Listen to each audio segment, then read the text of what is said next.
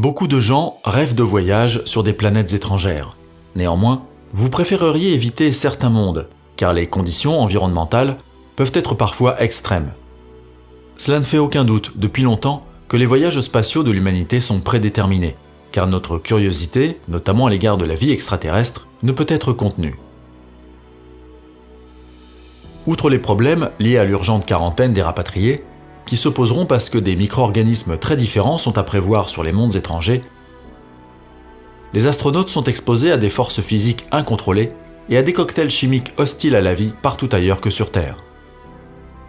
Afin d'entamer malgré tout notre dangereux voyage, nous nous tournons d'abord vers nos planètes voisines, puis nous ferons un long saut vers les exoplanètes situées dans des systèmes solaires étrangers.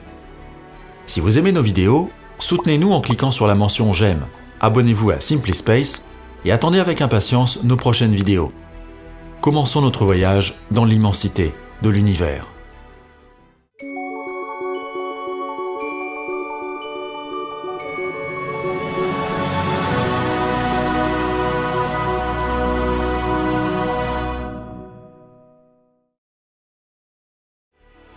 Mercure. Des 8 planètes de notre système solaire, la sphérique Mercure est la plus proche de notre étoile centrale. En moyenne, sa distance au Soleil est inférieure à 40% de la distance entre le Soleil et la Terre, ce qui se reflète clairement dans les températures à sa surface. Avec environ moins 170 degrés Celsius la nuit et plus 430 degrés Celsius à midi, les exigences imposées aux combinaisons spatiales des astronautes sont très élevées.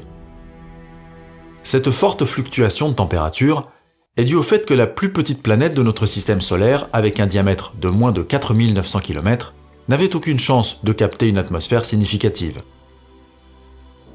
En passant, Mercure doit son nom au messager des dieux, Mercurius.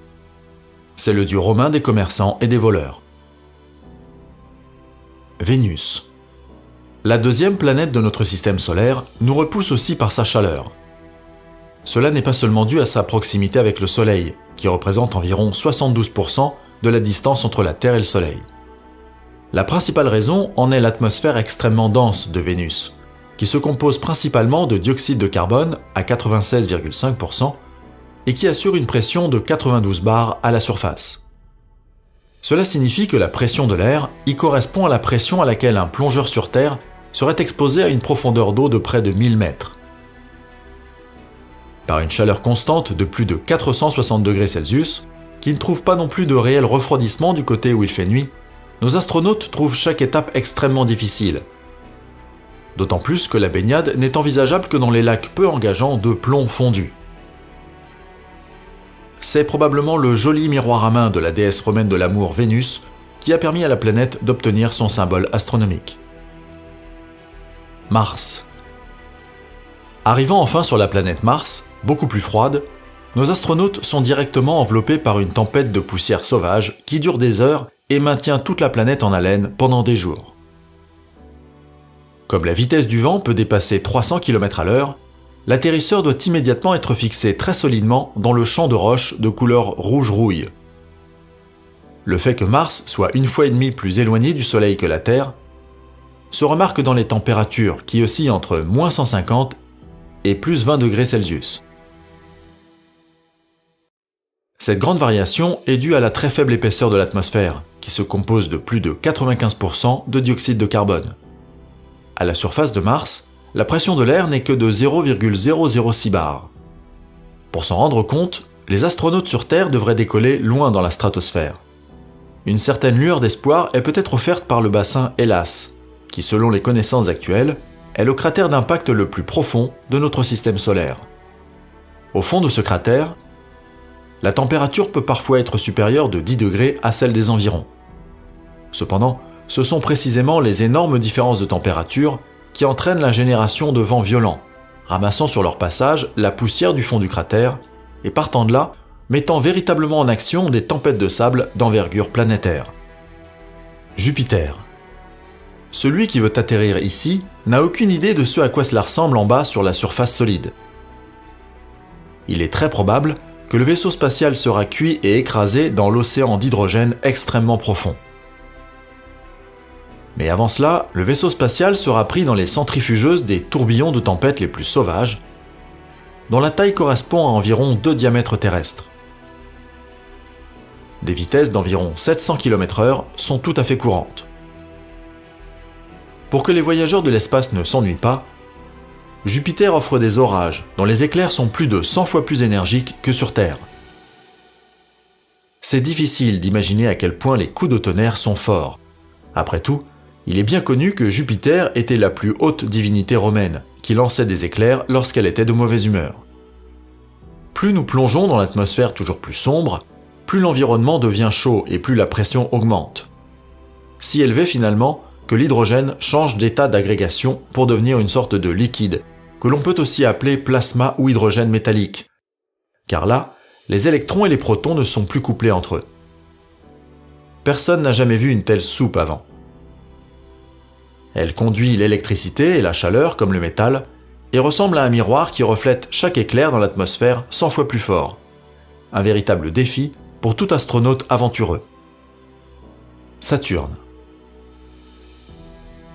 Après avoir survécu au voyage dans l'atmosphère de Jupiter, Saturne semble être un jeu d'enfant. Avec un diamètre équatorial d'un peu plus de 120 000 km, ce qui correspond à près de 10 diamètres terrestres, la planète au grand système d'anneaux est nettement plus petite que Jupiter. Puisque Saturne ne pèse même pas 100 masses terrestres, elle présente une densité moyenne inhabituellement faible, inférieure à 700 kg par mètre cube. Ainsi, lorsque nous plongeons dans son atmosphère d'hydrogène, nous devons nous attendre à ne rencontrer nulle part une surface solide. Étant donné que Saturne est 10 fois plus éloigné du Soleil que la Terre, les températures moyennes sont d'environ moins 140 degrés Celsius, au-dessus des couches nuageuses denses, qui sont également caractérisées par de fortes tempêtes. Plus la sonde plonge, plus l'atmosphère de Saturne se réchauffe et se densifie. Mais elle n'atteint probablement pas l'état métallique de Jupiter. Saturne, pour information, était le dieu romain de la richesse et des récoltes. Uranus. Nous avançons avec notre vaisseau spatial et nous volons très loin, presque 2 fois plus loin du Soleil que Saturne. Dans l'orbite d'Uranus, qui brille d'un bleu pâle, le Soleil ne nous apparaît que comme une étoile lointaine, épaisse et particulièrement brillante. La température sur Uranus n'est donc que de moins 200 degrés Celsius et nous fait frissonner pendant longtemps. Outre l'hydrogène habituel, environ 85% que l'on y trouve, l'atmosphère contient une proportion remarquablement élevée d'hélium, environ 15%, ce qui explique peut-être sa densité moyenne légèrement plus élevée de 1300 kg par mètre cube. Le système d'anneaux d'Uranus, étroit et à peine discernable, est particulièrement intéressant, alors que nous passons rapidement à la dernière géante gazeuse de notre système planétaire. Neptune. Cette planète est captivante en raison des jet streams permanents et intensifs qui la sillonnent, semant la terreur comme toujours. Au cours de ce processus, les nuages, gelés, sont pressés dans la grande tache noire, mais à une vitesse bien supérieure à 2000 km/h, c'est-à-dire à plus de 2 fois la vitesse du son, ce qui secoue quelque peu notre vaisseau spatial, qui n'est réservé qu'aux plus endurcis. Néanmoins, la manière dont de tels systèmes éoliens turbulents peuvent se produire sur Neptune reste un mystère, car la 8e planète ne reçoit pratiquement aucune énergie du Soleil, qui se trouve à une distance 30 fois supérieure à celle de la Terre. Pluton. Enfin, nous avons à nouveau un sol solide sous nos pieds, car la petite Pluton, avec ses 2375 000 km de diamètre, est beaucoup plus petite que notre Lune et se compose à perte de vue d'azote et de monoxyde de carbone gelé. En 2006, l'Union astronomique internationale l'a retirée de la liste de nos planètes et l'a classée parmi les planètes naines ou mineures. Le méthane, qui s'est également solidifié en glace, offre une surface parfois très brillante dans les tons rose-brun. Cependant, la planète développe ses couleurs moins par la lumière sombre du Soleil que par les rayons gamma reçus des profondeurs de l'espace.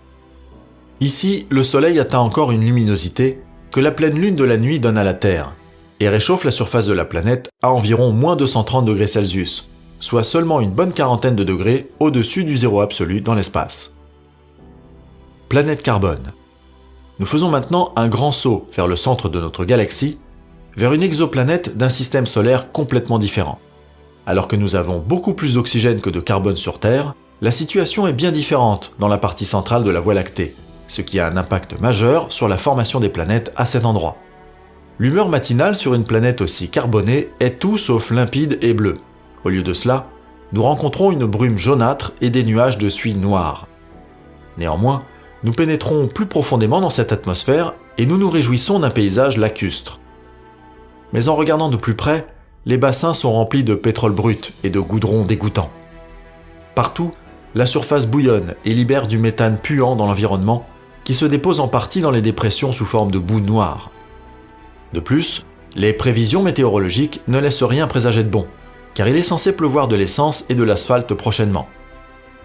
Si vous souhaitez éteindre votre cigarette le plus tôt possible, vous pouvez finir de fumer en toute tranquillité, car la teneur en oxygène est si faible que rien ne brûle ici.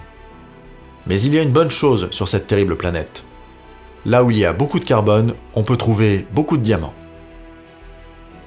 Corot Exo 3b. La planète la plus dense et la plus massive à ce jour s'appelle Corot Exo 3b. Elle est à peu près de la taille de Jupiter, ce qui signifie qu'il faudrait enfiler 11 terres ensemble comme un collier de perles pour atteindre son diamètre. Mais Corot Exo 3b est environ 20 fois plus lourde que Jupiter, ce qui la rend environ 2 fois plus dense que le plomb. Marcher sur sa surface est absolument impossible, car nous devrions y porter notre poids multiplié par 50. Un homme fort qui pèse 90 kg sur Terre pèse 4 tonnes et demie sur cette étrange planète.